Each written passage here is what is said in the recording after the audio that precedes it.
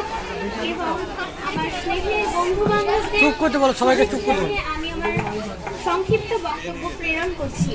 1888 তোমরা চাক্কার চেঁচামেচি করবে না, চুপচাপ বসে পড়ো।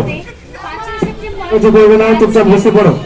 5ই সেপ্টেম্বর আজকের দিনে চেন্নাই শহর থেকে দূরে তিরুপল্লী গ্রামের এক দরিদ্র পরিবারের ডক্টর সর্বপল্লী রাধাকৃষ্ণন জন্মগ্রহণ করেন। তিনি ছিলেন একজন সম্মানিত শিক্ষক, স্বাধীন ভারতের প্রথম উপরাষ্ট্রপতি এবং দ্বিতীয় রাষ্ট্রপতি। রাষ্ট্রপতি হওয়ার পর তার বন্ধু ও ছাত্রছাত্রীরা তার জন্মদিন পালন করতে চাইলে তিনি বলেন, জন্মদিনের পরিবর্তে ওই দিনে সমগ্র শিক্ষককে সম্মান প্রদর্শন করতে যদি শিক্ষক দিবস উদযাপিত হয় তাহলে আমি বিশেষভাবে অনুগ্রহ লাভ করব। সেই দিন থেকে এই দিনটিতে ভারতের শিক্ষক দিবস হিসাবে পালিত হয়ে এসেছে।